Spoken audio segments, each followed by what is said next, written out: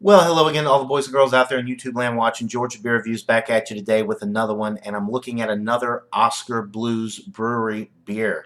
Um, I am looking at the Pinner Throwback IPA today. Um, this beer was introduced in 2014. It is 4.9% alcohol by volume and 35 IBUs, which is not super high. Maybe that's why they call it a throwback IPA, because some of the stuff now, if it's not 80 IBUs and up, they don't even consider it an IPA anymore, it seems like. So I think that's what they're talking about with the throwback IPA.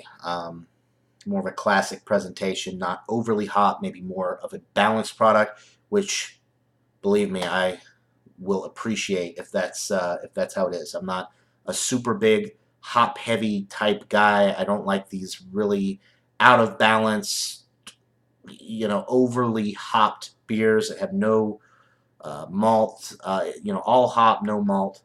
Not a big fan of that. Anyway, it says on the can, "Can I be blunt? Sip, sip, give." I don't know what they're going for with that, honestly. Um, and I noticed the old Chub that I reviewed earlier. It said it's like Sputnik. It's basically a planetoid or something like that. I don't understand some of the references they use on their cans. I think they're trying to be funny, be cute, but it's not really. It's going over my head. I don't really understand what the heck they're talking about. The one that did make sense, that was pretty cool, was the Death by Coconut. It said pass dash hit, pass dash hit. I just thought that was funny. But the other ones I don't really get. Anyway, Oskar Blues Brewery out of Longmont, Colorado. First craft brewery to can their beer. Dale's Pale Ale, I think, is their namesake. It's definitely their most popular, or at least it was their most popular beer. They've got so many now that are really popular. But the Dale's Pale Ale is really what started it for them. Because it was just what kind of helped them take off in the craft beer world. So, gave it a pour. It's a hazy golden appearance. There's a couple streaming bubbles going up the glass. About a half finger of a foamy white head.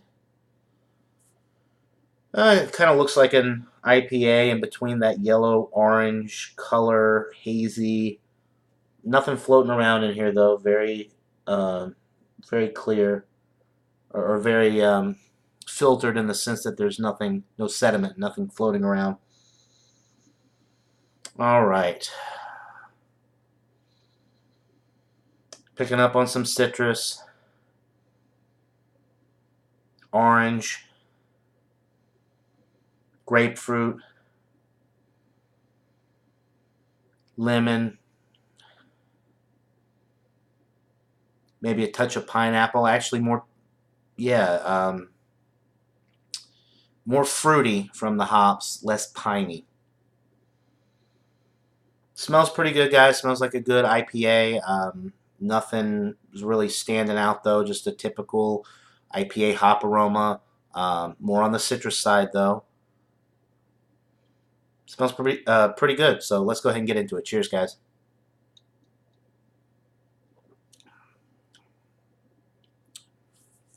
For 39 IBUs, it sure tastes a lot more bitter. Those hops are really jumping out at you.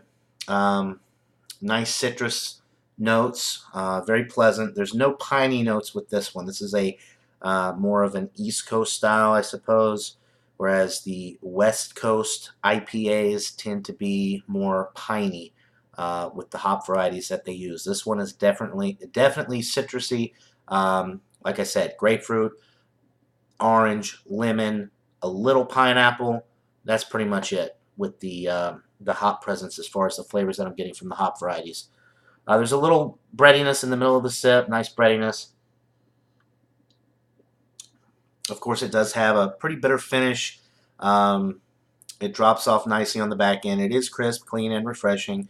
The sessionability is pretty high with this one at 4.9%, although like I've said in many of my other videos where I review this type of beer, I couldn't session IPAs because the hops just kind of, that bitterness kind of builds up in my mouth over time the more I sip on them, and even though the alcohol content is low, the hops tend to linger a little bit, and after a while I just can't tolerate them anymore. I would much rather drink like an American Adjunct Lager, Miller Genuine Draft, Pabst Blue Ribbon, that type of stuff, Old Milwaukee.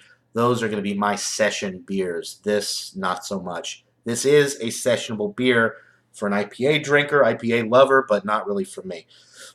I think this beer is really good. It's very, very good for the style. It's probably in the excellent range.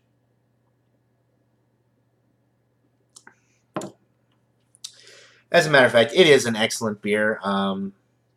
It's just not something I would drink every day, but it's very well crafted. IPAs aren't my favorite style, though, as you all know, so it's really hard for me to give, like for an IPA to get an excellent, like a super high rating for me, it's got to be pretty much out of this world. That high high wire brewery hazy and juicy and hoppy and fresh New England style IPA, that was excellent. That's probably one of the best IPAs I've ever had.